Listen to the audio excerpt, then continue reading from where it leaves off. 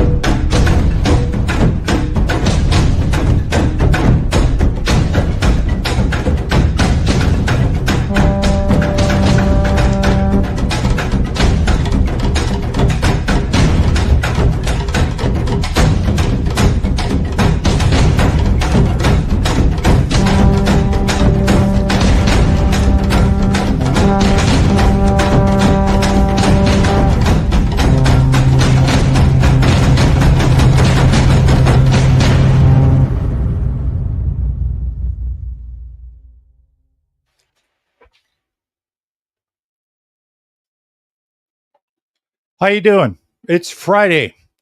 Welcome to the second episode of 4K Skywatching Podcast live. We have a very special episode today. Today is going to be behind the scenes and the making of George Knapp's first special, only special that I've known he's done of Netflix Investigation Alien. I was on that show. I had the privilege to be on that. In the studio today, we have with me on that show, Clive Christopher. Clive Christopher is a filmmaker in Arizona, and he's probably one of the most prolific filmmakers I've ever seen. He's the director and executive producer of the Alien Uncovered series. He's made about 20 of these movies from 2023 into 2024, with a couple of more coming out in 2025. He has Alien Uncovered Origins, Alien Uncovered The Golden Record, Alien Uncovered Borrowed Times, Alien Uncovered UFOs over Vegas with Skywatcher Steve Barone, Alien Uncovers The Lost Race, Alien Uncovered UFOs over Arizona, Alien Uncovered Confessions of a 9/11 Operator, Alien Uncovered Declassified, Alien Uncovered Marilyn Monroe Exposed, Alien Uncovered Close Encounters, Alien Uncovered Buried Cities and Lost Tribes, Alien Uncovers Portals Encounters 2, Alien Uncovered Thunder God, Alien Uncovered Land of Legends, Alien Uncovered Observe and Report. I don't know if I have forgotten any. There's also some true crime documentaries he's made. And without further ado, let's bring in Clive Christopher. Thank you. Thank you, man. Coming all the way over here to Chandler. Man, I appreciate you having me, man. This is amazing. This is a great year that we've had. You know, I'm seeing what you've done to the studio here. You've stepped it up. Like I told you before we went live, what they see on Investigation Alien, that's already outdated. You know, that just came out, 2-3 weeks ago, probably 4 weeks ago, right? Maybe a month. So you've stepped it up, man. I'm impressed. But once again, thank you for having me, and I'm glad to be a part of what you got going on. No problem. Thanks for coming. Can everybody at home hear us okay? Let's go into the backstory of this show. Now, before it started, the road started about Steve Barone. Before we went back, what happened was it was during sometime around the pandemic. Steve Barone called me, and he said that he had turned down a job for a television show, and he was wondering if I wanted it. And I'm like, "What's this about?" And he said that there was a show being made, He didn't say for who. I don't know if he knew, but he didn't want to do it because Steve didn't want to have the duties of traveling all over the place. And Steve's retired. He just didn't think he was the right guy and suggested me.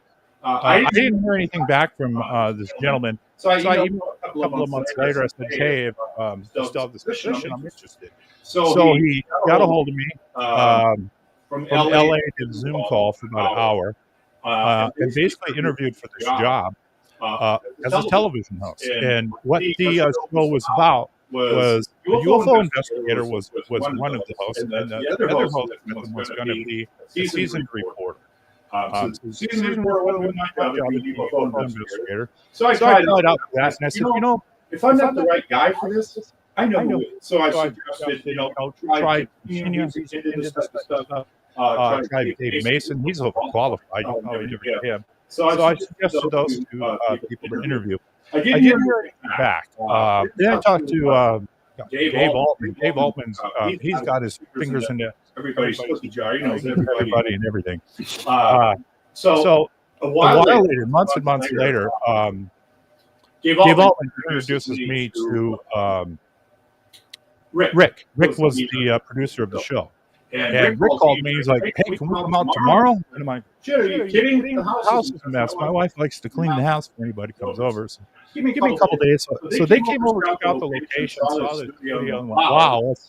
He said, George will like this. This is interesting. So they wanted to cover the Phoenix Lights. And around that time, I had been introduced to Clive Christopher. So Steve is kind of in a lot of his name. So we had introduced you had made Steve's UFO Vegas. Yes, shout out. Rick was telling me about the show.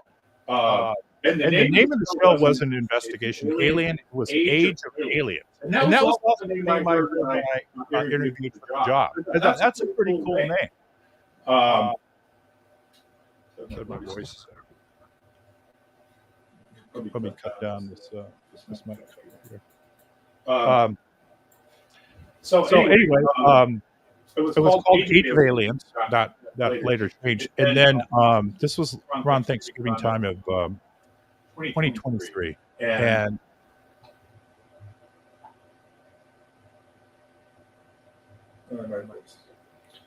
maybe because of my microphone. Something's good. It's always try it now. Anyway, so they got a hold of us in 2023. They came out. George came out, and we were really struggling to find a location to film besides this lab. What do you think, Clive? How did that all work out for you? Well, and let's just make sure that they can hear me. But back to Steve Barone. Much love to Steve Barone and really bridging that gap. I started off, like I said, we did the UFOs over Vegas, and then I had actually come across your video. Now, at the time, I didn't know it was your video, right? Somebody had sent me the video, said I had permission to use it, but I was smart enough to recognize that the person's voice over the phone didn't match the voice in the actual video. So I sat on it and I held it. And then after UFOs over Vegas had came out, Steve had mentioned, Tom King. He filmed the Phoenix Lights. And then he had directed me to the Phoenix Lights video that you filmed, which was the same exact video that I had gotten from this other person. So now I was like, hey, can you bridge the gap? Because I wanted to use clips of that video in a UFO Phoenix Lights documentary that I was doing. Also, a little side note, I had actually showed that video to Dr. Greer at his CE5 experiment in 2021. Yeah, so because when I saw the video and I watched it in its entirety, there's so much more that they don't really show on the news. But at the end of that video, you mentioned Stephen Greer, and I just thought that was really huge and really made a case for his name, because he had been saying he had been out since the 90s and nobody had really heard of him, but yet here you are mentioning Stephen Greer's name in this Phoenix Lights video from March of 97. So anyway, fast forward, he bridged the gap. I reached out to you, hey Tom, can I use your video? And to Tom's credit, what'd you say? Hey, I want to be able to see how you not only use the video, but I want to make sure that you do it in a way that I'm gonna like and be okay with. And once again, that's totally fine. You could ask me for $5,000, right? But all you said was, let me just make sure you're using it properly. And I sent you the video, you okayed it, you approved it. And then that UFOs, over Vegas came out. But then we kind of a miracle, really. I tell people, you threw me an alley oop, right? Because I really didn't know what this was going to be like. So I get a phone call, and I just talked about this on another podcast. I was sitting in my room, and you had given me a heads up, but you didn't tell me in detail, right? And I'm really great you didn't, because you said, hey, possibly Netflix is going to be calling you, Rick. All right, cool. I didn't really know what to expect. So, I get the phone call, and, Rick, shout out to Rick. He was like, I hear you're the guy that, can find and hunt UFOs. And I'm like, yeah, he's like, well, I talked to Tom. Okay, all right. Well, we want to go see some UFOs. And I told Rick, I said, are you sure? And we bridged that gap. We set up some dates and times. We tried to get South Mountain. That obviously didn't work. So then I took him to a more remote, intimate location where I knew for a fact, we were going to see something, because I've seen and captured some things in this location. So that's pretty much how, we met with throughout Steve Barone, and then how you really added me to something, because you didn't have to do that. So, once again, I thank you for that. Seriously, that from the bottom of my heart. That was, I tell everybody, Tom King, he threw me an alley-oop. And for those that are watching, it's because of this man that's sitting next to me that, I was even on Netflix. So, not only this time, but in the future and future times to come, I always thank you for that opportunity. Oh, you're very welcome, my friend. You know what? It's exactly, I think, a year ago today this happened, and it was damn old. Yeah, it was. Now, my Yeah, friend you're Rich, right. You're right. Rich Andrade, um, he has some behind the scenes photos here. So we're going to go through. So yeah, Rick calls me, and he goes, "We're outside, Tom," and I'm like, "Shit, I'm still in bed." So he's outside. The whole crew's out there. About a dozen people had driven up from Los Angeles, um, and the whole crew was here. So I've done a lot of shows before where they would throw me a cameraman and a one guy, and that was back in the '90s. But now they bring an army. So yeah, let's look through some of the behind the scenes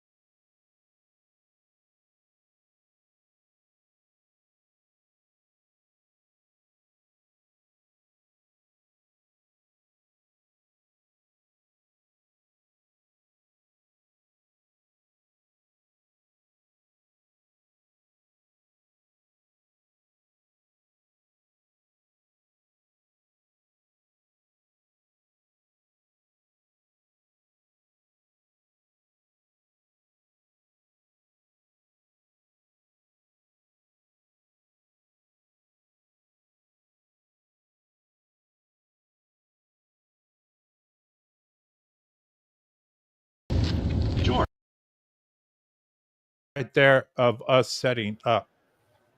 So, Clive, what do you got to say? Yeah, I mean that one thing about UFO hunting, I just want to make sure still no audio. Let's see here. What about now? I'm not sure if we're picking up audio, but one thing that you did mention is when we got out there, the trucks, nobody was set up, and that's typically how Arizona is, especially when it comes to these sightings. If sometimes it's not meant for the cameras, especially those sometimes those true sightings. And I was a spotter in this situation, so I'm not running cameras. And once again, this is an area that I'm familiar with. This is my comfort zone. You know what I mean? So, a side note, I had somebody ask me, what was it like being in the presence of George Knapp? And because I was in my comfort zone, I didn't really have that chance to be starstruck because, I've heard of this guy's name since the late 80s. You know what I mean? Like, he's been there. If for those that don't know, George Knapp was probably, back in the day when they used to sell like bootleg CDs and DVDs, the George Knapp and Bob Lazar. I mean, that was in neighborhoods and hoods everywhere. So, I've grown up knowing who George Knapp was because of that interview, and then the bootlegs being in the community. But I wasn't really like starstruck at all because once again I was in my element. But we hadn't even really like gotten equipment out of the truck, and I got 2015 eyesight, so I noticed something coming from the west, and I don't want to take my eyes off of it because at this time we don't have another spotter set up. But right here, okay. Okay, and then so I'm the spotter, and I don't want to take my eye off of it. So I'm yelling out, like Tom said, Tom, where's the beast? Tom, get your cameras out. I'm yelling really for everybody to get the cameras out. And I'm not even sure if the Netflix truck was there yet, but nobody had the camera out at the time. So we all were just in this moment of, that moment really was truly meant for our eyes and not the cameras.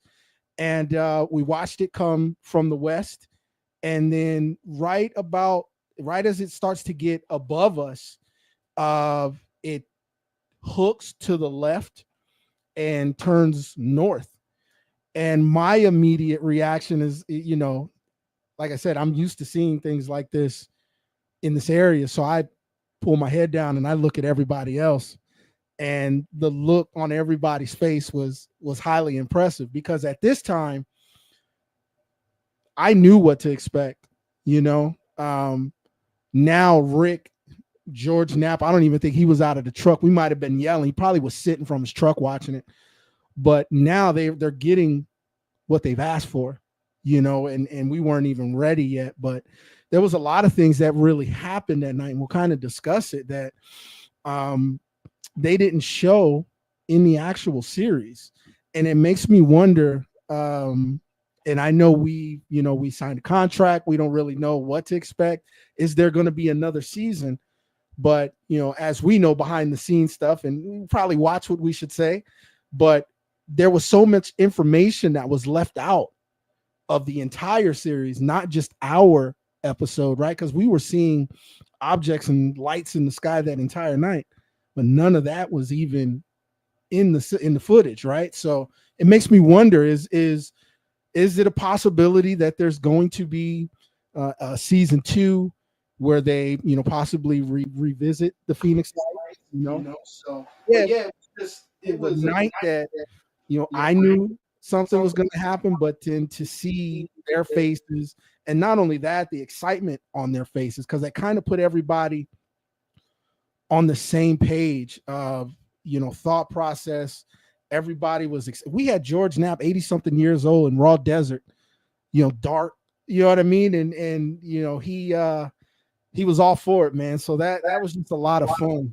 Is he really 80? I think he is. I think he's like 80, 85, 86 or something. I thought he was in the low 70s. I don't know. I never looked him up. I might be wrong, but I thought George, if I'm not mistaken, Rick might have mentioned that to me. You know, make sure we don't go too Well, far. I know. Well, I remember I had a lot of hip pain back then Yes. from I got 3 or 4 lower discs that are messed up. Mm-hmm. So I remember when I was there, my right leg screwed up. I was standing on my left leg the whole time, balancing. Mm-hmm. So the whole time they're interviewing, and I'm like, I need to sit down. I need to sit down. And I think George needs to sit down too. I mean, I'm a little bit younger than him, and I'm in bad shape. I remember Rick saying something like, "We don't want to go hiking too far. We don't want to kill George on this." Well, we were going to take him up to the mine, the mountain that they're tearing down. Like I said, this area, and one thing that I had to, you know, because I do the Skywatch as a hobby, I invite people out. But the one thing that I have to always take, you know, into consideration is the landscape. Arizona at nighttime, it will change, right? It literally will. You think you see the way out, but it'll change. So, you know, sometimes it can get a little scary for people, right? We don't know what their comfort level is like. And the last thing that I need is for somebody to run off in a remote area, because you got rocks, you know, the stuff that you can think about, snakes and scorpions, but, you know, some of the things you can run Snakes. right off of a cliff. You know, if we're in a remote area, you can fall into an abandoned mine.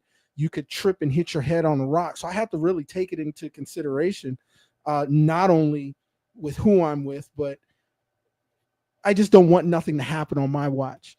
So, you know, going up to that mine up on the top of that mountain, that was probably wasn't a good idea, because once again, they're tearing it down.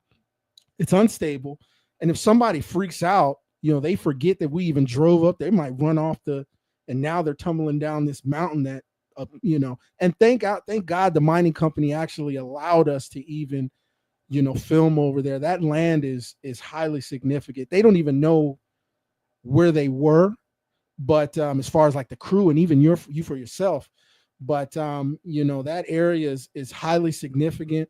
It's a part of the legendary sacred Black Mountain, the foothills of the Black Mountains, and there's just a lot of native background, and that's why there's so many sightings that takes place in that area. Yeah, I remember you driving in, and there was a hell of a hump, and I'm like, I got a van. It's low to the ground. It's not going 4-wheel drive. And then there was this huge hole that was like 2 feet deep, and it was pitch black. And we're like, watch out for that hole. If you step in there, somebody's going to the hospital. So the camera crew took some extra bag and threw it in there because it was kind of in their main way back to those train of cars. What was interesting was how strict Netflix was. They would not just let these guys go willy-nilly wherever they wanted. They needed permits. They needed a paperwork trail. And it's like, can't you guys just run and gun, just stop, film, and just go? And, you know, but Netflix, I guess, pays the bills, so they're the boss. So we filmed there. I remember when I set up, I was trying to film some stuff that maybe there were satellites. I can't remember. I had the Beast camera rig out there. I was trying to film, but it was hard because the thermal, I thought, got wiped out. They had what actually happened is one of the LED bars was like 8 feet in front of the thermal. So the thermal scope saw this, I guess, a little bit of heat, and I just saw a white bar on the thermal screen. And I'm like, it's not supposed to do that. And I moved it around with the joystick, and the white bar didn't go away because thermal cameras need to refresh the sensor quite often. And this one has what's called a nuke button. And that refreshes it. And I actually had to do a factory refresh to get that thing to work. I thought I broke it. And this is $3,000 scope. So anyway, it works. We're taking that out still. So that all those lights in front of it made it impossible to see because of that put light pollution into the rig. But we were there to film. You know, I also had night vision. The Luna Optics was on one of the tripods to the left. Over to the right, I had another piece of custom. It was that tank, that night vision that came out of a UK tank. Yeah, I had that in a 3D printed thing. So that wasn't too much affected. But the first UFO or whatever we couldn't identify was when we were setting up. Yeah. Just like the last 3 UFOs I filmed. I was doing a live cast when I thought it was private, so I said, "The hell with it." It's Skywatched anyway. Found a Tic Tac. The thermal cameras, I had just mounted them on the roof. I put them all in the switch. I overloaded the switch. It wasn't recording 30 frames a second into the NVR, and a boomerang formation with a couple other objects flew right towards the camera. Now it's ready, and I don't see anything. So these things don't come when you're set up. They won't wait for you to get 9 cameras ready. You'll have one camera half going. The sound could be screwed up, something screwed up, and here they are. It's like they say they're tricksters. So that's actually, if they're tricksters, that's a pretty good thing, because these UFOs have a sense of humor. Yeah, we need that. We need that. One thing I've noticed in my years of UFO research is clear thought with intent, and I'll give you 2 examples. Not only did we do a Skywatch with George Knapp, but I've also, like I said, I attended Stephen Greer's CE5 contact experiment here in Arizona in 2021. And the difference between the two is, with 2021 and Dr. Greer, before he had got there and even set up, it was just all the people, all the attendees, and shaking hands. And I got video footage of that. And it was clear skies. It was perfect conditions. The sun fell, it was still clear. And then Greer and his team set up, and they started, going through the thing. And it just magically got cloudy all of a sudden, like out of nowhere. And I'm not saying it was Dr. Greer, but there was somebody that was a part of his team that may have not, they probably weren't in the right thought process, in the right mindset. And they will not show up, or nature will just, because once again, when you're in the raw desert like that, you have a connection to the raw land. So it ended up just getting cloudy out of nowhere. And now fast forward to this event with George Knapp in 2023.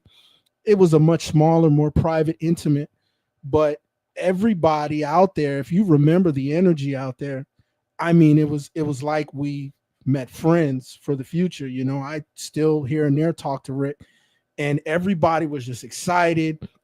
I remember the lady, giving us cues and yelling cues in the background. And she wasn't yelling like, yelling at us, but, just keep it up and keep doing this. And after that first sighting, I think that was really the eye opener to where, like, hey, this is obviously real. Because I mean, some of them, as they were looking, I dropped my head and looked around. They were eyes glued, mouth wide open, because and you remember it was coming due west, and then it just hooked and went north, and it happened so fast that especially when it hooked and it went north, it was like that was the real deal. That's what we want to see. I didn't get to see a lot of that, Clive. You didn't? No, because you were chewing my ass when Tom King worked his cameras. Tom King, I'm sitting there going, power on. I didn't have to damn. A lot of you to see with my naked eyes. I'm recording the camera. You're looking through the lens for you guys to watch later. No. Going down Skywatch is for us, it's a bit of pressure. It's different than going on Skywatch with yourself, because people think, hey, we're going to Tom King. It's a guaranteed thing. No. I told people the other day, somebody asked me, it's about 1 in 50. If we got 50 times, probably one of those 50 will come back to something recorded. The UFOs, now they were sky, New Jersey and the UK, that doesn't matter. The next episode of 4K Skywatching Podcast, we're not going to get into the lab. I'm going to get into the news, and I'm going to start breaking down some of these videos. I'm going to get my opinion on this.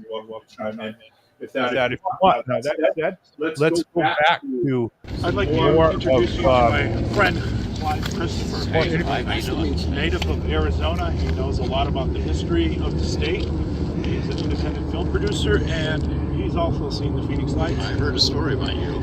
Yeah, you were a youngster, huh? I was 15 years old, underage, working at Sky Harbor Airport. My grandmother, had some connections. You had some juice. Yeah, got me in there. And I was working there about a year, and got off of work late. Caught the red line. And lo and behold, there was this.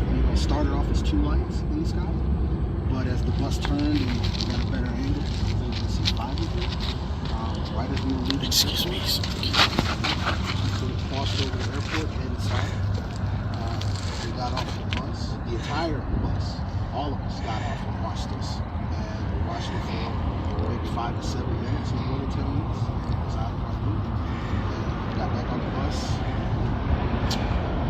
Got up to Thomas and Central and started walking home. And then that's when I saw the second series that's pretty much the popular sighting on TV. So everybody gets off. How many people? How many airport workers are getting out to see this thing? Well, it's a city bus, so it's the city bus that takes you out of the airport, but it was late. So there were more people at the bus stop because it was late. Now, at this time in 97, you know, Phoenix, it's not the popular city that you know now, right? So in 97, it shut down about 7:30, 8 o'clock on a Thursday. So it couldn't have been no more than 10 to 15 of us maybe on the bus. And I really don't know what got their attention. Maybe it was me, I don't know. But even the bus driver got off. Everybody gets off and everybody gets off in there. They're looking at it, we're all looking, and what brought me out of it was the sound of dogs. That was like very vivid. I remember hearing all these dogs barking, and then when I brought my eyes down and looking, I couldn't see dogs, because it's almost downtown. It's like 16th Street, I think, Washington. And it's almost like downtown, and it's not too many houses and some businesses and things like that, but all I heard was dogs. So this is right over the airport, so it had to have affected the airport in some way, the operations of the airport, or not? If you're not familiar with the layout of the airport, it starts at about 24th Street, and then I think it continues on to about 48th, maybe 52nd Street. But I would say once we're looking at it, that left side of it probably crossed over Terminal 3, maybe, is the flight path, right? And most of the planes, they land and take off east to west. So as we made that turn on 16th Street and Buckeye heading north, there were like 2 lights that I saw out the window. And that's odd, because it would have to be an emergency, and that area in specific, it's open land, it's owned by the airport, and there's a historic church there. So it would have to be some sort of emergency in order for helicopters to be in that flight path. As I was looking, I noticed they weren't helicopters, because they didn't have the wobble. You didn't see the Hearing. well, no, I was letting them. Yeah. But you didn't see the positional lights, the tail light, the starboard light, things like that. And that's what piqued curiosity and continued to keep eyes on it. And as the bus turned and we got off, that's when I saw 5 lights, and it's moving, and we all, that's it. We all saw it. Is this the boomerang? This is the boomerang, yes. And it's traveling south. Like I said, it probably, the left side of it probably crossed over Terminal 3, but it definitely went over the airport, and it headed south. So when you go to work the next day, is everybody talking about it? So when I get to work the next day, so I push wheelchairs for Southwest Airlines. And when you come in the seat gates, you turn down to go to C1, there's a little desk right here, bus. And my boss at the time, his name was James Hall. And any other time, this is pre 9/11 too. Yeah. So you can go and see your family off, and working there. Even when I was 15, they treated me like I was 21. So we would go to like the flight club where the pilots would go, and they would buy us drinks. It was a different time. And the next day, that laissez-faire attitude that we've had was not there. The boss let us know right away. Be on your P's and Q's. There's people in this airport that just don't want to get in trouble.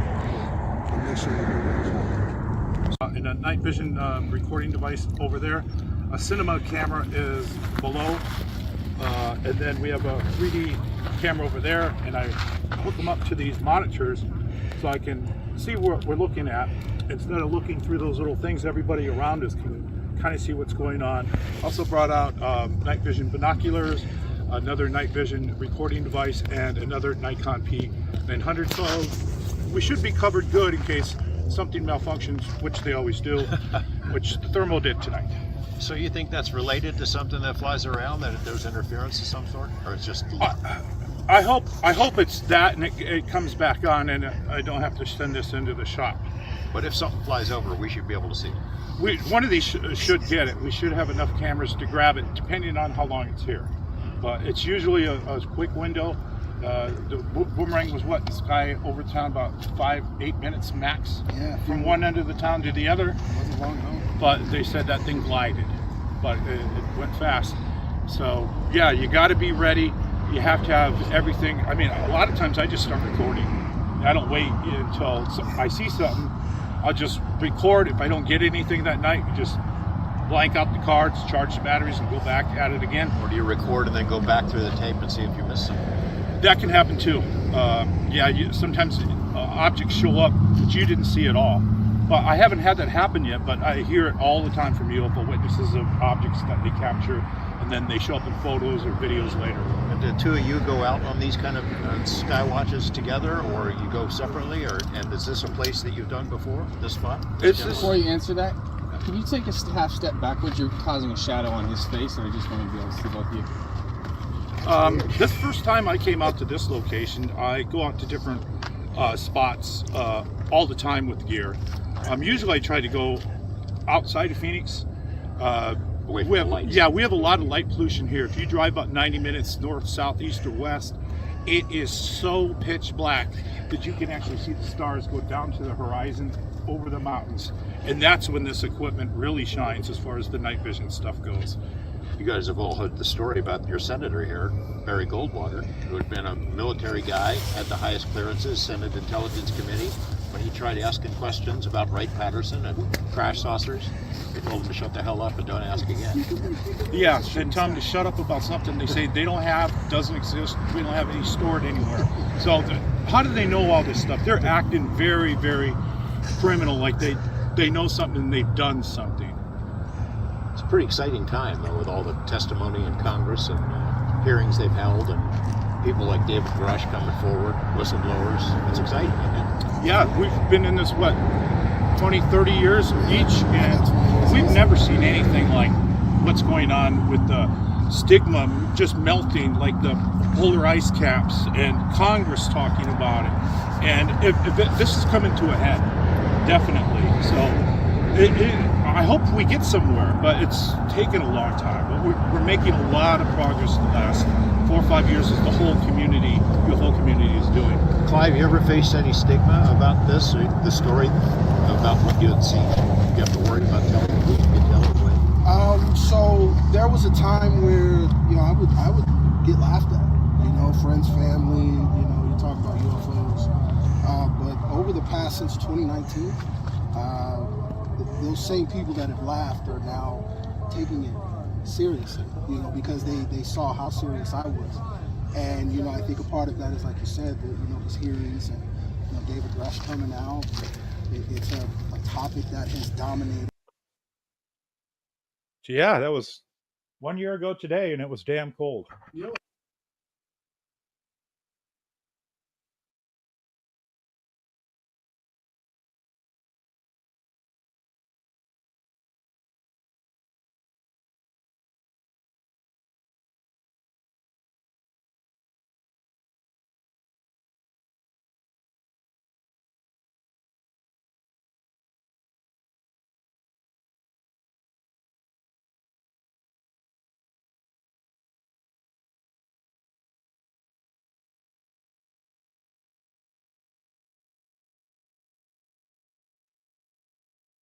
How has it been for you? Well, when the show came out, and they said November 5th, I thought, oh crap, that's the day of the election. This will be drowned out by whatever happens with the election. Selfies, thanks so much for that super chat. I totally appreciate it. This money pit I have here could use any penny. So thanks for watching, and thanks for supporting the channel. I've gotten some calls. I've gotten some. I told you about a local case here of a guy who filmed the portal in Mesa. I'm checking that out. He's got some interesting video. MUFON wouldn't study it, so I'll study it. I've had some people contact me, some other producers I've met. So it was a great networking thing. Nothing negative. at all. At all. At all. It was a privilege to be on Netflix and to work with George on the show. Yeah, So totally. I do not take that for granted. The hard part was waiting about a year. Just the only one who knew about this really was the people who worked on the show. My wife knew about it, some local people, but that was it. And just, be quiet, keep doing what you're doing. What was fun, what was interesting was I record UFOs all the time, but not good enough to post. But I record a good UFO all the time, about every 6 to 9 months. That's good enough to post. So what happened was 3 weeks after production wrapped, I filmed a flying humanoid. And I emailed Rick. I said, "You guys want this for the show?" Because what happened was when I filmed that, that's when Jeremy Corbell dropped the jellyfish video. And I thought I'd filmed balloons because I didn't know what they were. And then when I looked at the jellyfish video and I looked at what I filmed, I went, "Oh my God, I think I got something like this." Then I felt on this rabbit hole of flying humanoids, crypto stuff, metapods, balloons, people with jetpacks, the jellyfish. And we talked about it in one of your movies that's coming out. And yeah, then later you introduced me to Chris, and Chris had filmed the same flying humanoid I did. I mean, this flying humanoid has black feet, black gloves, and Chris's video was black feet and black gloves, 100% match. So I asked George or Rick, "Do you guys want this stuff for the show? You can have it." So that said, we signed a contract with him, no copy. So I don't know what I signed. So I'm like, you know what? If I put it on my channel, maybe 1,000 people watch it. If I let George have it, 1,000,000 will watch it. So I didn't post that on my channel until the production came out. So I waited so they could have first rights of airtime out of respect for that. But I had since filmed more UFOs after George left. I will continue filming UFOs. That's pretty arrogant to say, but I do. I do film these things every 6 to 9 months that are worth posting, and a lot of objects all the time. So yeah, I've met new friends. It was a positive experience. How about you, Clive?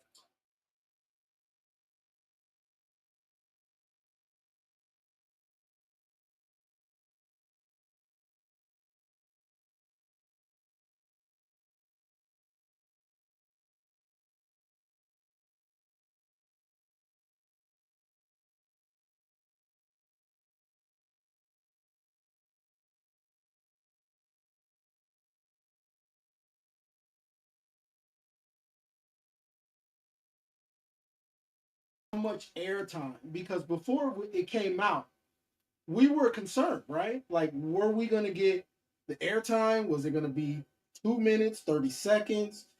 And now that we're sitting here and we know, so for example, and I don't want to go too much into detail because we don't know if there's going to be another episode or another season, but now kind of shared some things off record.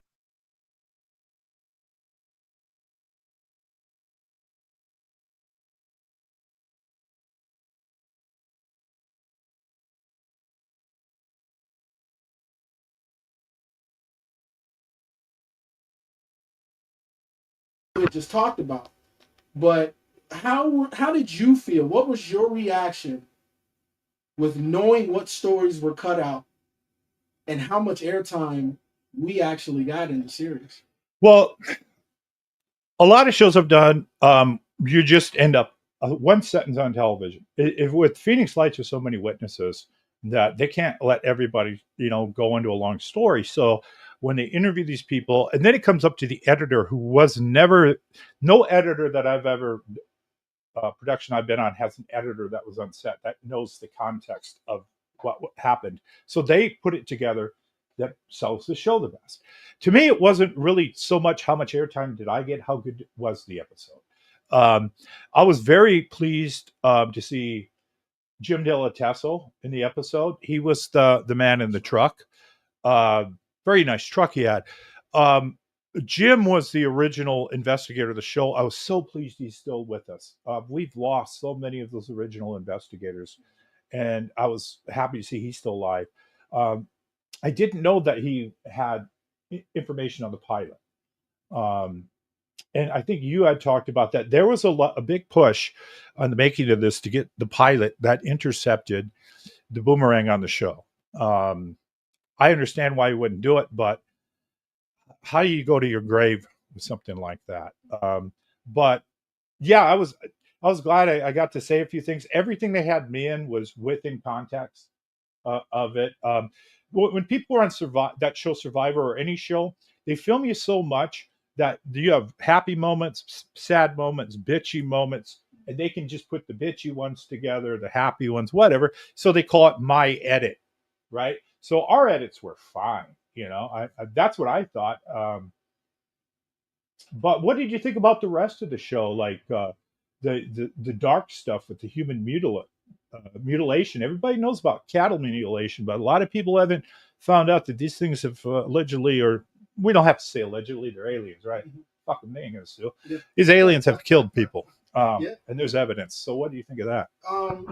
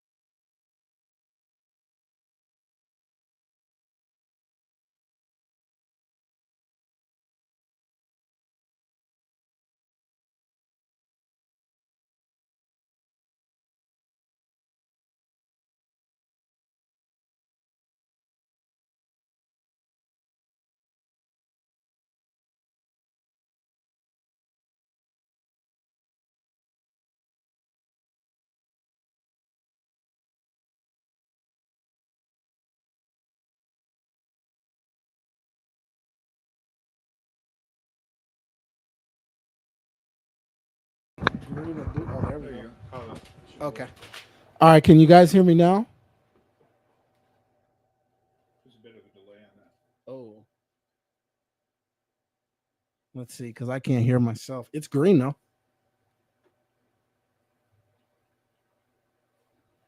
Ah, okay.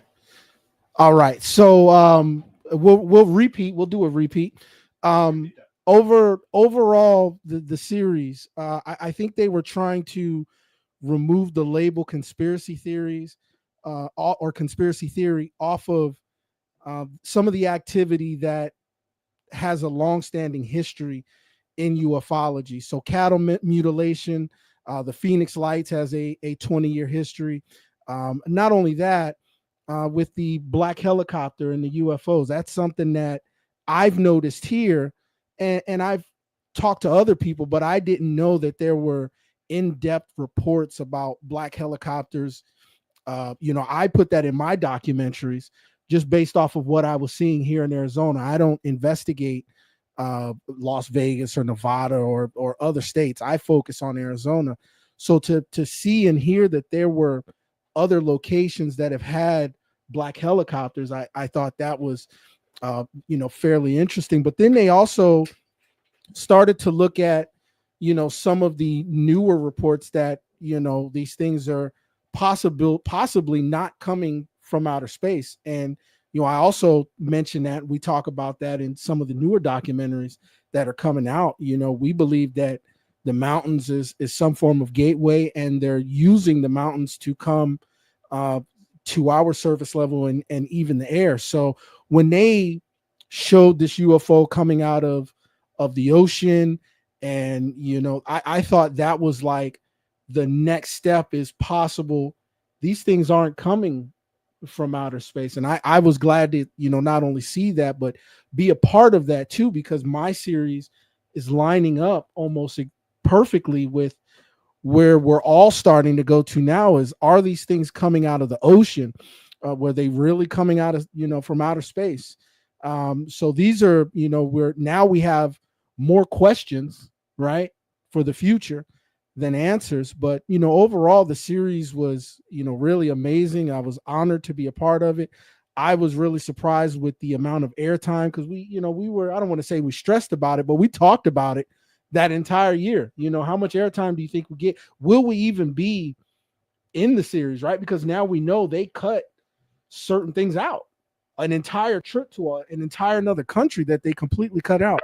So very thankful that they gave us that type of airplay and that opportunity to really display to the world what it is, that not just a passion. See, we don't charge people to go out to Skywatch, and we don't charge people to, you know, see what you're doing here, right? You invited me into your home, you showed me what it was. It wasn't a fee or anything like that. We did a Skywatch. I didn't say, hey, it's $20. We do this because it's a passion. We love this.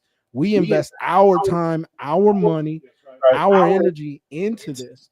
And for them to really highlight that, Rick, Netflix, the entire production crew, everybody that was on Netflix, I'm, you know, like I said, really grateful for that, because they threw us so many alley-oops. Like, you threw me the alley-oop, but now they're like, hey, show us your Skywatch, show us the, you know, what you're doing out in the field. Let's, you know, even knowing that I'm a film producer and making my own movies. So they looked out for us, you know what I mean? And I know, you know, just forever grateful for it. Yeah, I mean, you didn't invest in these cameras to sit in the garage, and neither did I.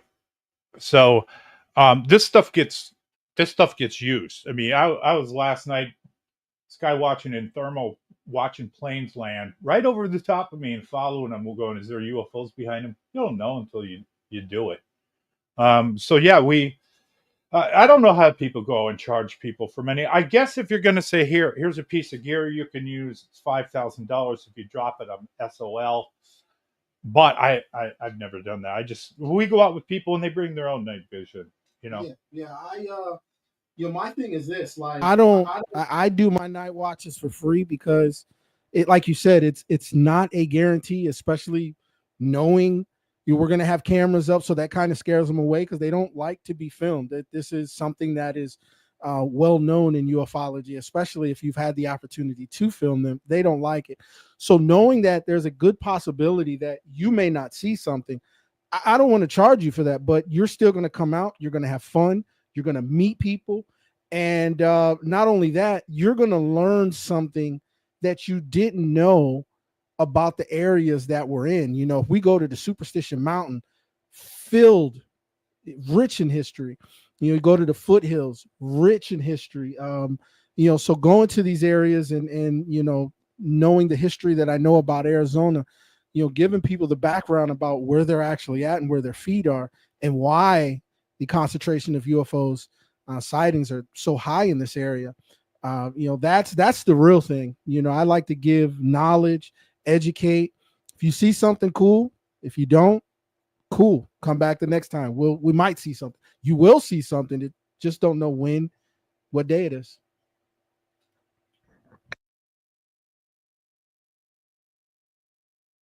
They like to get you when your pants are down. Like I said, when you're not ready. So maybe that's a clue. Like, do a half-ass Skywatch, you know? I mean, if I bring like an array of cameras with the beast, that's going to scare the shit away. I mean, bring out an 8mm film or something like Dorothy Eyes at. But what do you think's going on in the news? I mean, we are on either the cusp of the beginning of an alien invasion, or people are being tricked by drones, and New Jersey's going to become a laughing stock, and so's, you know, the UK. But then what? Florida, Oregon, China, Iran. I mean, this is out of hand. What do you think? What's going on? That is probably the best question of the show.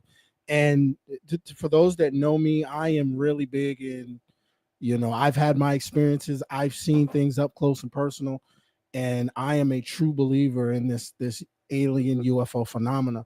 But when it comes to this New Jersey episode, I want to take you back to the pandemic, when half of New Jersey almost freaked out because they thought they saw a UFO, and come to find out it was the Goodyear blimp. You remember that?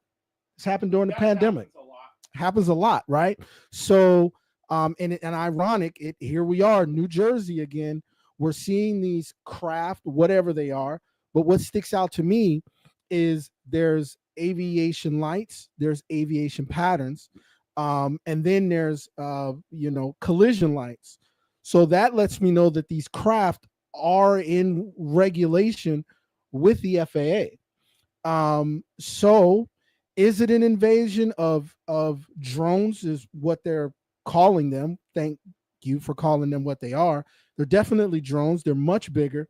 Um, if I had to take an educated guess, I would say the first thing it would possibly be is a lot of these delivery services have released their drone delivery. Walmart just unveiled their Walmart drone delivery service. I think DHL was the first. Probably Amazon is next. It's a real copycat world that we live in. So if I had to take an educated guess, I would say that these are probably some sort of delivery service from the many places that we buy and spend online, especially now that it's the holiday season. So that makes sense. If I had to go with option B, I would say that these things are of the private sector, and whether they're government, private government, or an enemy. We heard this Iran mothership.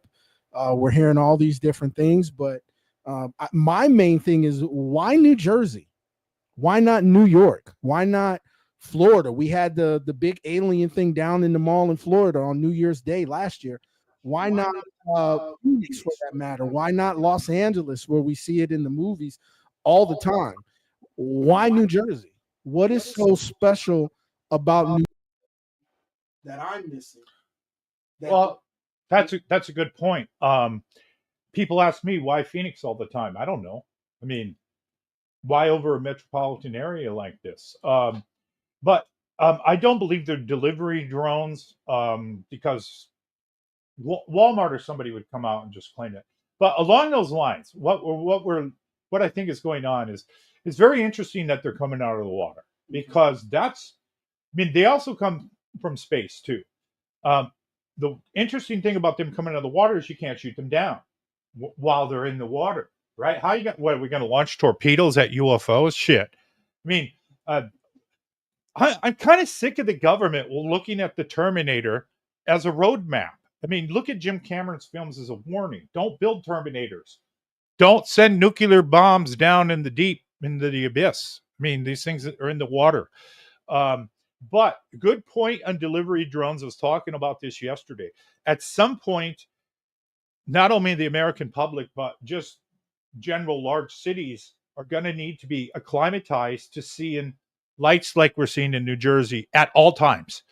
We're going to have delivery drones flying over left and right. You're going to have competition with Walmart, probably Elon Musk and his Tesla stuff, Amazon for sure.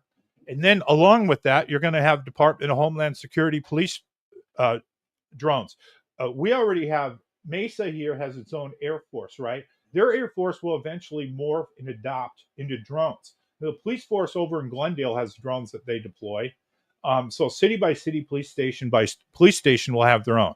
So my kind of theory on what's going on is there's some misidentifications of normal aircraft.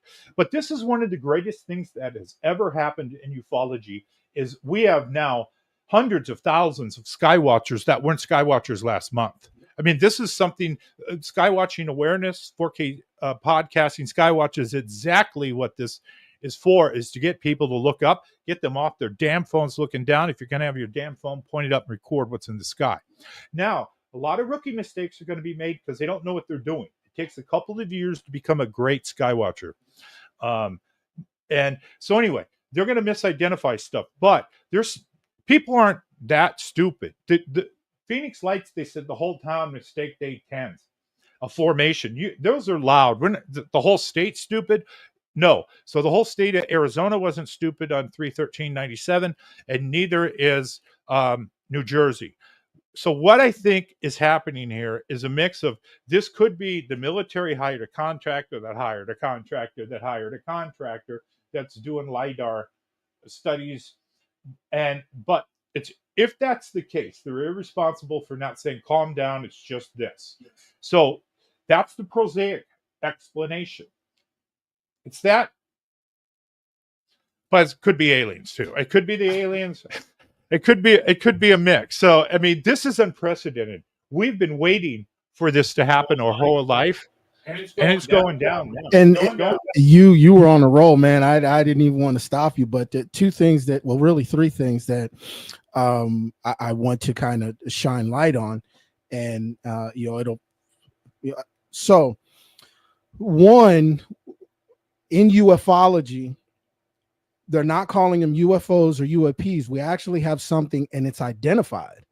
And the news reports are saying we don't know where they're coming from, but we know these are drones. They're not calling them UFOs. They're not calling them UAP. They know they are drones. Now, if it's the government or Walmart or whoever, and they're not, saying, hey, this is our fault, this also creates a smokescreen for what I think is truly being hidden. And you talked about it.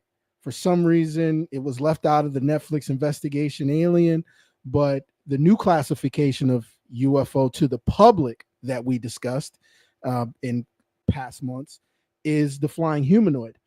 I do feel that this is some sort of smokescreen, distraction for people to focus on these drones, these unidentified drones or identified drones, and which will then distract us from seeing the smaller objects in the sky, which are these flying humanoids. And to back to Chris, he actually filmed another one going in the opposite direction in his location.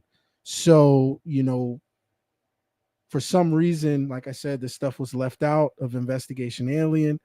We sat down there and had an intimate conversation with George Knapp about what he told us. I was blown away because I saw it on TikTok and I thought it was complete BS. But to hear it come from him, and then for some reason it's not in the show, it makes me wonder if is there going to be, and like I said, we talked about this, is there going to be a new classification that is going to be unveiled that they're trying to hide from the public right now, which is these flying humanoids? And a great way to do it is these massive vehicle-sized drones that are in New Jersey on the East Coast, that's completely away from all the hot spots, like a Roswell, like a Phoenix, like a Los Angeles, like a Washington, like a Nevada, all the places that are hot spots. Once again, why are we looking at New Jersey? Why New Jersey? Well, what if these are crime police drones or something to do with new law enforcement? So at some point, they have to acclimatize people to see these drones, not shoot them down. You don't, they could Domino's Pizza, right? There's going to be pizza delivery drones at some point, right? You're going to shoot down somebody else's pizza. It's already a felony to shoot down these objects because they're considered aircraft. Now, they're calling them drones, I think, for a legal reason. If you call them drones, then it doesn't go to Aero. If you say UFO, then it has to fill out some paperwork that has to go to the government. So everybody now, the pilots, to get around that Aero stuff, is reporting them as drones because the drone legal thing doesn't trigger a report that comes up. And at this point, they're not going to roll out flying humanoids on us yet. Not the government, okay? Because that even ufology has a hard time with this. They're still saying, no, they're just balloons, right? Or spit on the camera or something like that. This will have to come out, I hope, in a measured response of disclosure. They're not going to come out and just say, here it all is. No. We had the pandemic. What happened? We ran out of toilet paper and shit, right? Nobody predicted that. So I told Rhonda last night that here's what we need to be prepared for. If this does not stop what's going on in New Jersey and it keeps escalation, the grocery stores will empty again. So be prepared to stock up on canned food and everything you did back in 2020 when the pandemic came out, prepared to do that again on steroids. Because a pandemic, you can get a shot, right? Now, half the population won't get it, half will. But at least there's a goddamn shot, right? There's no shot for aliens. There's no goddamn cure. You can get a shot and shit goes back to normal. our 401ks will burn down. All my crypto will go back down to nothing. Everybody's investments will go to shit fast. So if this doesn't stop in New Jersey and they keep coming out of the water, the evidence keeps pouring in, prepare for at least the disruption of life. The disruption of the supply chain, disruption of groceries, mass inflation, what happened to us 4 years ago, and then it will get worse. I mean, I moved to this town because I had a dream about, in '94, about a ship that was the size of Independence Day covered this whole town. And I texted you last night. We left the city because of nuclear war. We returned back to the city because once the UFO parked over Phoenix, we had a shield against bombs coming from Russia. I thought about that for like 10 We minutes, knew we were safe. That dream is becoming more clear as time goes on. And these drones that were happening were part of it. That was the beginning. It was we were camping out in the woods, and we were looking up, and the lights were constantly moving around. And UFOs weren't a rumor; they were a matter of fact to everybody. But the motherships haven't moved in yet. We went to woods to get away from the blast zone of a major city, and only returned because that gave us protective cover. So these aliens weren't here to wipe us out. Now it's become cool. They come here to say, cut the shit. The United States is not nuking Russia, and Russia's not nuking the United States. We live here too. Something like that. I love that. I really do, man. The way you I was reading that text, and I mean that text, like I said, that text sat on me. It really resonated for about 15 to 20 minutes, because as I was reading it, I got that mind, filmmaker. I visually saw it play out like screenplay and in a movie, and how cool would it be to not only portray that and say, the alien invasion, we've been told for years in film that they're going to come and get us and kill us and wipe us out, take over the planet and all this stuff, but they're actually here to protect us from our stupidity, nuclear, fallout and all that stuff. So when I was reading that, I seriously, man, I dove into like this deep thought process just off of that one text. And that you really painted the picture with that. But you're right, and when I first met you and came over here, you told me other things that happened in your life outside of just being able to film UFOs and filming the Phoenix Lights. A lot of people don't know this. You've been doing this for probably 30 years, just in the Valley. You've been doing this a long time. And you shared some of those stories in intimate settings that I didn't even know about. But, what if, like you said, certain people are being shown these visions? That pretty much means you saw a future event, and, your dreams led you here, which then led you to not only seeing the Phoenix Lights, but you also lend credibility to Stephen Greer and saying, hey, this dude has been doing this UFO stuff for so long, because you mentioned his name in a time where nobody knew who Stephen Greer was, but he was putting that groundwork in at that time. So, well, we knew he was crazy back in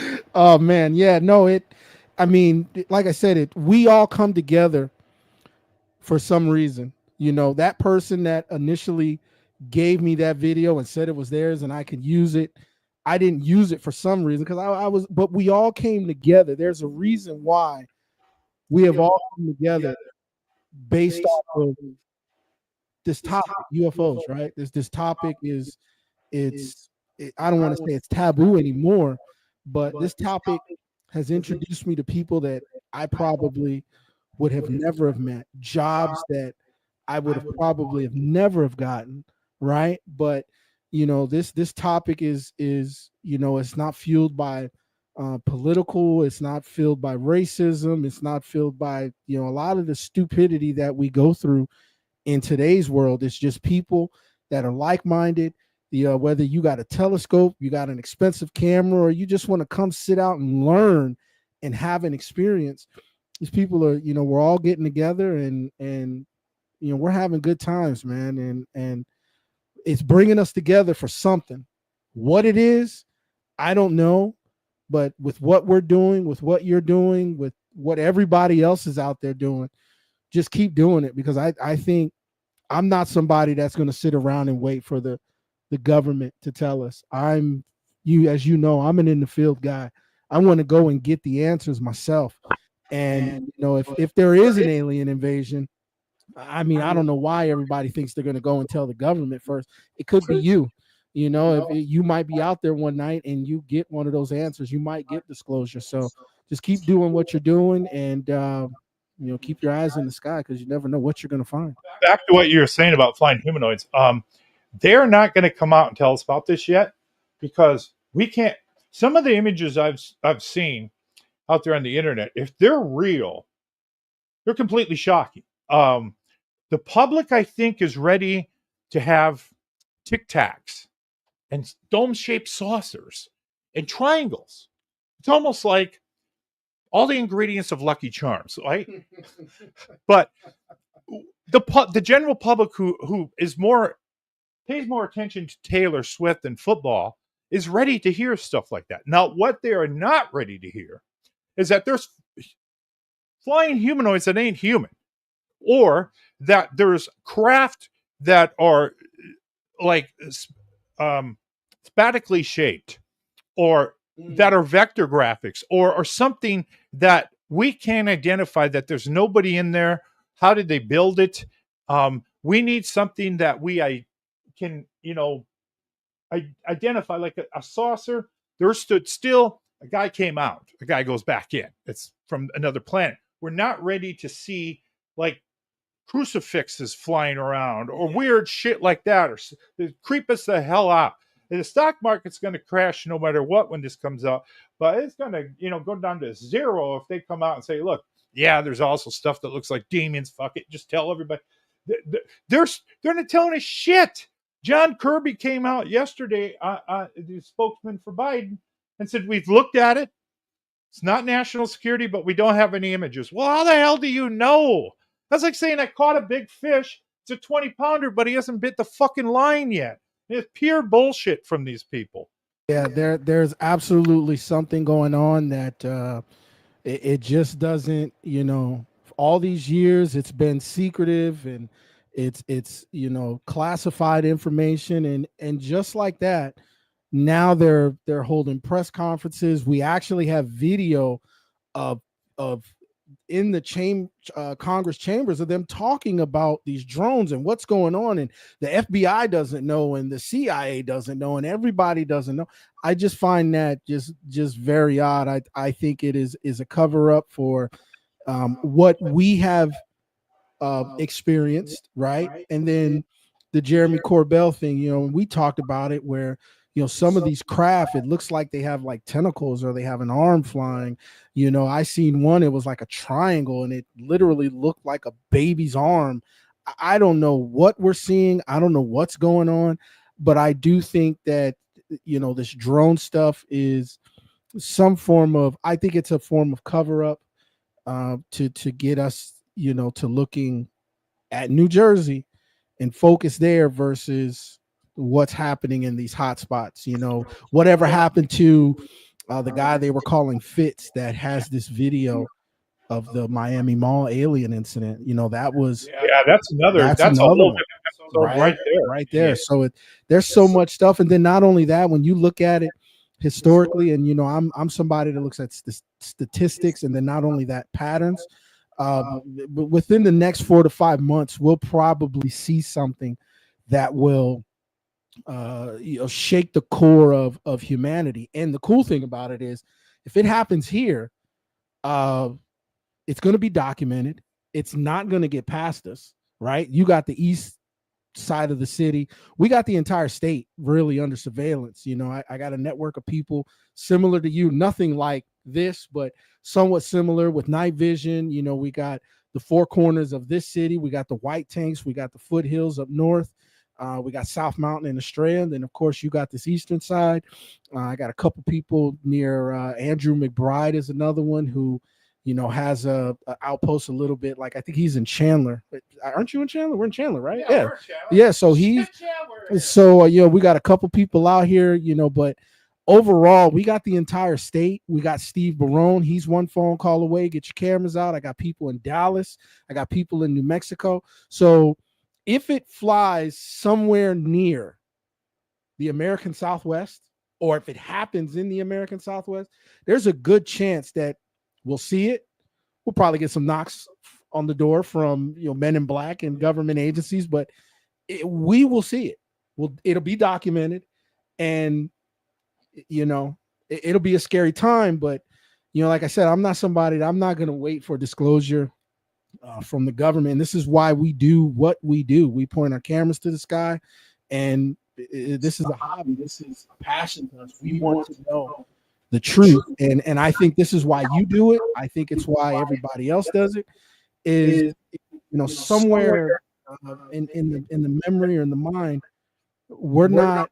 I think we know that they're never going to tell us. We have to be the ones to find the answers, and if we can get them out, cool. If we don't, Well, it's always been up to the aliens. They could make the move like they're making right now and say, "Hey, you're gonna get used to us." So we're going to get used to government drones, and once the sky is filled, you'll screw up skywatching to look for these type of objects, or it's UFOs or a combination of both. Now, if they're UFOs only, we can depend on the CIA to muddy the fucking waters again.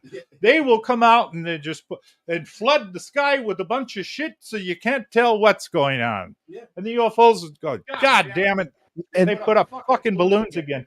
Now, I told you last night about that blue orb that transferred into a drone. Now, think about this. One of the first times this came out was 27 years ago by now the late Jose Escamilla. He was one of the guys who inspired me when I lived in South Dakota. He was in New Mexico, and he was filming UFOs from Roswell and Midway. One of the objects he filmed was a UFO that turned into a helicopter.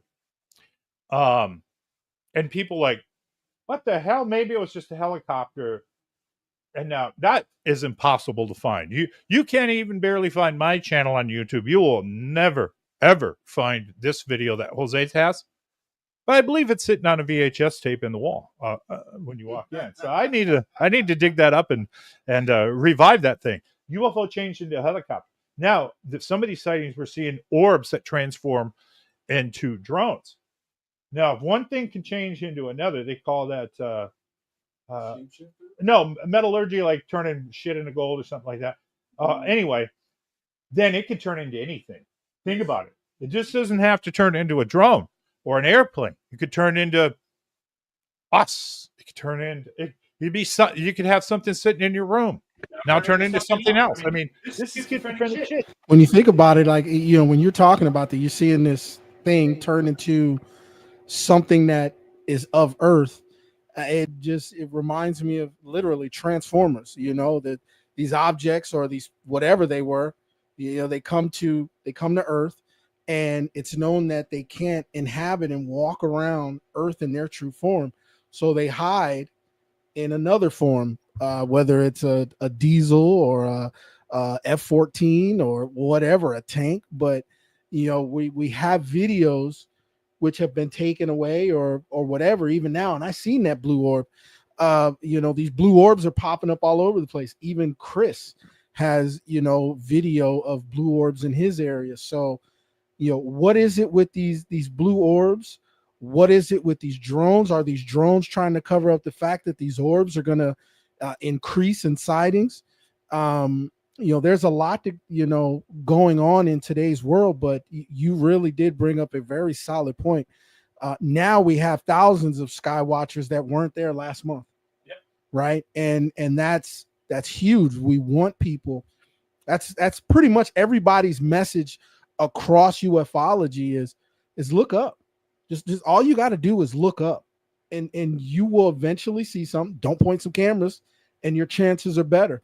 But yeah, overall, I think something is coming our way.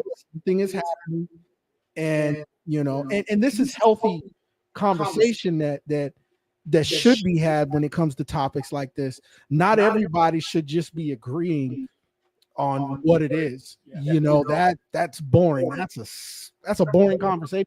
Somebody should think this, and they should all be different thought processes, and then together you guys try to find a conclusion. You know what I mean? Like you said, that's science. That's not only that, that's looking at the data. You know, we look at our videos, you'll show me something, or I'll send you something, or we'll show somebody else, and we collect different opinions. So even if you're out there trying to get in and you're new, you want to, you know, take your data, your evidence, whatever it is, or you receive, and get the opinions of other people.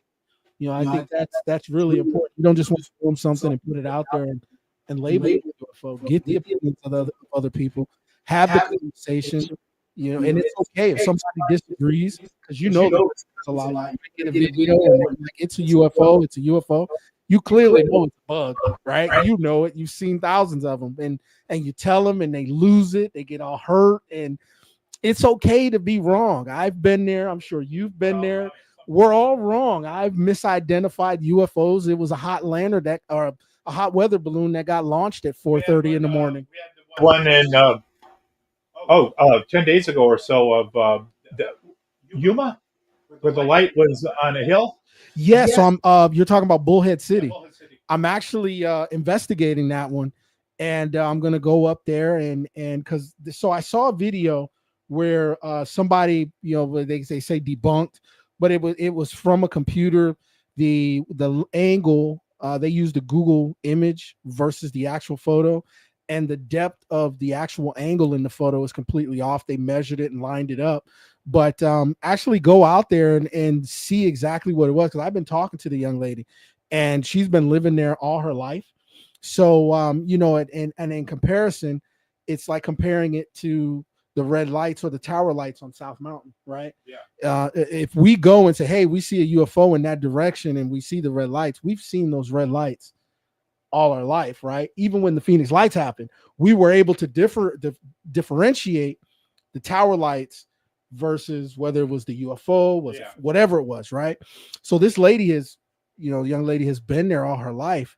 And you know, she is like, you know, of course you got people that are going to say it's this and that, but she's like, hey, look, I've seen dirt bikes in the distance and quads in the distance. And she is adamant. And keep in mind, she was not into UFOs, even though her video went, like, last I looked, it was 10 million views. Christ. But she didn't make any money. She's not making any money off of that TikTok. Some TikTok probably made some money, but she didn't see a dime. She wasn't into UFOs prior to this. Her boyfriend definitely wasn't into UFOs. And not only that, we got to look at the reaction. What was going on? He's on the phone. Keep in mind, he's on the phone with his brother, who's at a different vantage point, who's seeing the same thing.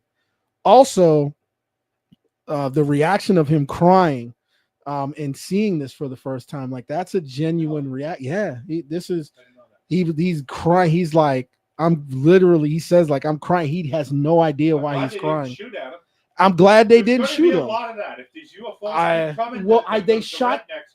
One of them shot this thing down, and in a sense, I'm kind of glad, because I saw the video. I think you told me about it last night.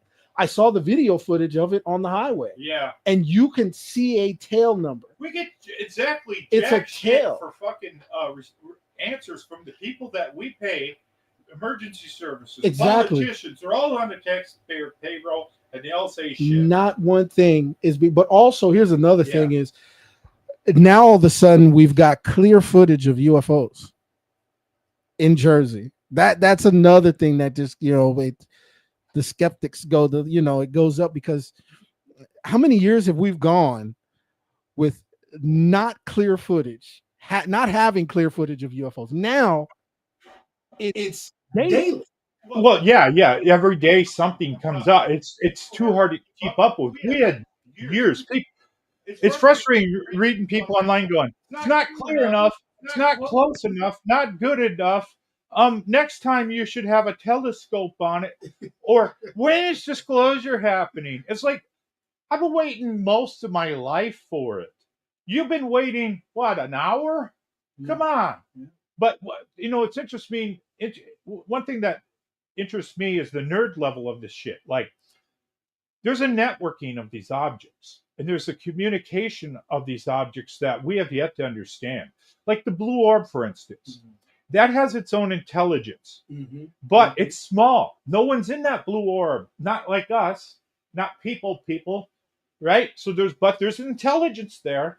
Now, all UFOs somehow have agreed to stay hidden for the most part, to show up when you're not ready. Don't show up when all the cameras are ready. When King has umpteen 4K cameras, don't show up there. Now they're saying, hey, do what you want. All of them, whether it's blue orbs, red orbs, green orbs. Here goes the Lucky Charms again. Purple horseshoes, blue. I don't know the commercial, but triangles, everything. We can do what we want to jigs up. So they all need to work together, but they're not all the same. It's like some of them have pets or animals. We don't know. What the hell is the blue light to these things? But they work together somehow. There's a networking of shared agreements, shared social contracts within the alien community. You don't just show up when somebody's ready. You show up going, your camera wasn't ready. I mean, something. They're always messing with us. So that's interesting that they've had this shared social agreement that we're going to start with Jersey and other places and start getting them acclimatized or something. And then, yeah, of course, the government's going to mix together things. But when they come together and say, we have no imagery, that's complete bullshit. What happened is somewhere the president got together with the Secretary of Defense, other people in the Pentagon, the head of the Air Force, the DNI, the NRO, the whole alphabet soup got in there with those big table that's like 50 feet long with all these people and said, okay, what the hell is this? I want answers. I want them right now. Don't tell me that you can pinpoint and put kinetic bombs on people in the Middle East, but you can't tell me what's over Jersey. And they see it, and we can't tell the people this. That's the thing for me is once again, they're being called drones, right? That's huge in ufology. We have not only identified, this is no longer a UFO. We have identified, which, if we want to call it an IFO, which is an identified flying object, but we don't know who is operating it. Is it the government? Is it the private sector? Is it people that build drones? We have a huge community here in Arizona of engineers who actually build drones. I mean, Lord, you got this that you built right here on your own. You know what I mean? There's smart minds out there that, I mean, they race drones. And you remember the show Battle Wars where they had the battle robots in the arena? They got pissed. They got canceled. Right? Like, this stuff has been going on, and smart minds have been doing this type of activity for a long time. And so how do we know that those guys from Battle Wars just haven't clicked up and formed some new stuff to where it's like, hey, we're going to just completely just create this whatever and fake out the entire public. And it's happened before. The triangle megaliths that were just showing up during the pandemic in random locations. We thought the aliens were coming in, right? We found out that was a prank, and so on. So the fact that we have these drones, once again, they are identified. They're not being called UFO. They're not being called UAP. They know they're drones. It's just, and then not only that, we have this clear video. We have clear photos. The government's talking about them. It's just so much to it that just makes me say, whoa, hold up. I don't know or think this could be the real thing, but it could be. And if I'm wrong, I've been wrong before, I'll take it. But I just think there's something more. I don't want to say sinister. I think that's the wrong word, but I think the cover up is let's, to the seasoned vets, let's focus on the areas we've been focusing on. As those stories come up, we share them, we look at them. But I think we need to stay focused with what we're doing, because when you look at it, it's a pattern, and statistics show that we should see something next year. Whether it's like I said, said somebody said that the 3rd of this month was Alien Invasion Day or something. So Yeah.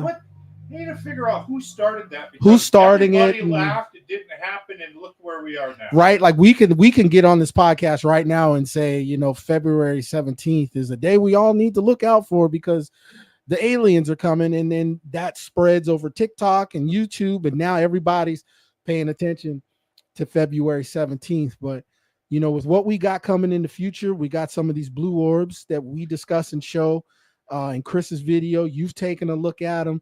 We've got some different ones. We've got flying humanoids that are coming up in the Aliens Uncovered series. Tell us about what you got coming up. Tell us where people can watch your movies right now for free. Okay. As far as those ones that came out. And then after that, tell us about other movies where they can get them. Okay. So the free ones right now, Tubi, let's see, Tubi. Wow, I can't believe I'm forgetting Roku channel. I've lost count of the platforms that I'm on, but chapters 1 through 9, 10, actually, you can watch for free, which is Aliens Uncovered, ET or Man-Made. We got Origins, Golden Record, Borrowed Time, UFOs Over Vegas, Lost Race, UFOs Over Arizona, Declassified, Marilyn Monroe Exposed, and Close Encounters. Those you can watch on Tubi. You can watch on the Roku channel. I'm also on YouTube Movies. So if you have YouTube and there's some of these platforms that you don't have, I'm on YouTube Movies. And then the ones that haven't hit free, which is pretty much like a pay-per-view, you can watch those on exclusively Apple TV. We also have Amazon Prime. I'm on cable TV, where it's Xfinity on the East Coast. I know Xfinity's on the West Coast. So they're coming, and they're still coming. I'm trying. My goal for next year, 2025, is I want to release a film every month of the year. I was able to put out 10 movies this year with a Netflix appearance. So next year I want to put a film out every calendar month of the year. And then the Aliens Uncovered series is actually closing. So we just did, the paperwork for chapter 20. I'm kind of sad that chapter 20 is closing, but 20 it is. And I think what I'm going to do with that is I'm gonna celebrate it with a big invite the entire city. So if you're in Arizona and you want to come out to one of the Skywatches, it's totally free. You might even end up in a documentary. So I'm going to invite the city out to come sit down with a Skywatch and sit down with you, myself, Tom or Chris, Dan. We got some of the new team members and even some of the big. I'm gonna try to get Sheriff Joe to come out because I know Sheriff Joe personally, but I want to also see if he'll talk to our president and see if he can bridge the gap to where we might be able to get, because he talked about he knows Trump. Yeah, so see if we can get some information on the Phoenix Lights. I mean, it's at this point in time, 20-something years later, 27, 28 years later, I don't want to say we deserve answers, but we saw it, right? We kind of do deserve answers. Let me take that, but we do deserve answers because, you're trying to play this mind game like we didn't see it, or hey, it was A10 warhogs, and we can debunk that theory if the information is still there. But you do have or had the FOIA records to Tucson that night, and it doesn't show anything about A10s landing on an emergency path. That was bullshit, James McGahey. Right? The guy looks like Captain Kangaroo. Yeah, I can't remember. There you go. I can't remember the name, but this is what's coming in the future. Like I said, that the crime documentaries I have, we're focusing and actually we do have a huge discovery. I'll show you and talk to y'all a bit off camera, but in chapter 20, we're gonna a huge discovery that probably the biggest discovery of our lifetime when it comes to ufology and the connection that was made. We can even prove it by looking at what the Vatican is doing down in Mount Graham. So these future chapters, we change it a little bit from voice narration. We're doing more on-camera stuff, more on-ground investigation. We're showing the team. Everybody's looking at the videos. We're giving our analysis, expert opinions. I don't like to use the word expert, but I guess that's the position that we're in now, especially with sitting down with George Knapp and Netflix and stuff like that. But, we're going to really show the process of what it takes to, when you film something, you show it to your colleagues, listen to everybody's opinion. And then not only that, we're going to put that on film and show you, once again, if we're wrong, we're going to show you the video and then show you how we were wrong about this video, right? That entire process, new people are coming to this subject every day, especially with this drone topic. So it's up to us to be their navigators. I used a perfect example. Somebody asked me on another podcast, like, what is my contribution to ufology?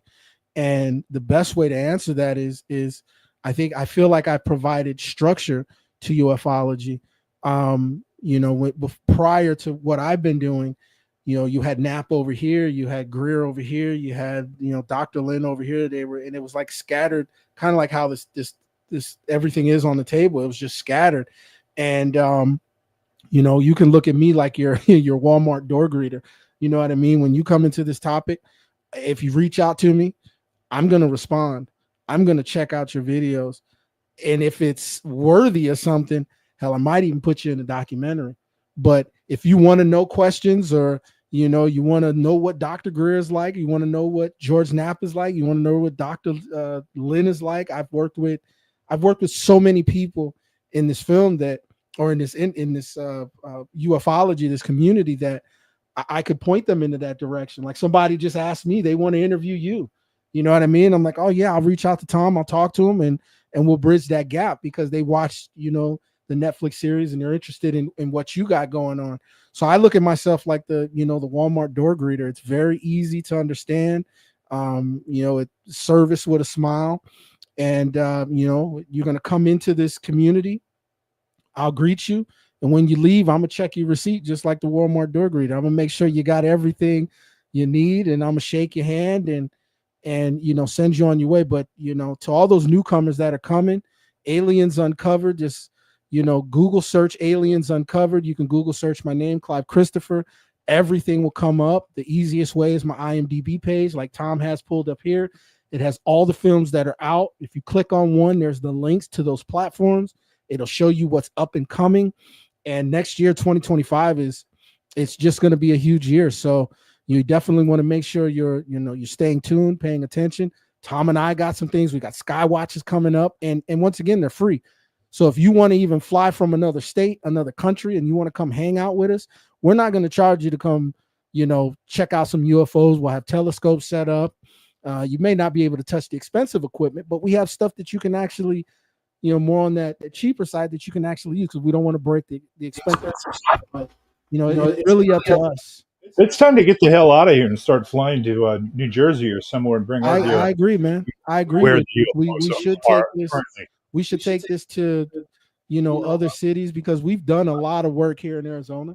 Yeah. And I do feel if we have some sort of special connection, that special connection isn't just tied to Arizona. I think it's wherever we are. If they're going to show up and they're really truly connected, they'll show up to us. So I have to agree with you. I think it's time to, and maybe that's the new series. Maybe that's something to where it's Aliens Uncovered. We're not focused Get on on a plane and head to Jersey. Yeah, let's go to Jersey. Let's go, to all these different places. But, I appreciate you bringing me on. This was fun. We've gone over about an extra 41 minutes. We got the audio worked out.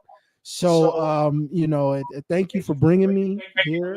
I appreciate it, man. This is always fun. Every time I come over to Tom's house, I promise you, if you're ever, lucky enough to come sit in the control room, I mean, it's something new. I mean, I wish you could see all the gadgets and stuff, but I mean, this is impressive. This is really the mind of an engineer. You know what I mean? And, Tom takes this very seriously. So, once again, I appreciate, not only, having me on your show, but I appreciate what you're doing and the contributions that you're, providing to ufology. Thank you so much, Clive. We did go over. I hope we didn't have too many audio problems this time. I always make everything overcomplicated, so things like this happened. The next episode, next Friday night at 5, I'm going to be covering what's going on in New Jersey, what's going on around the world. And if I can get that down, I might put in a tutorial on how to path track UFOs with free software. Thanks, everybody, for watching. Thanks for that super chat again. And we'll see you next week on the 4K Skywatching Podcast. Thanks, everybody.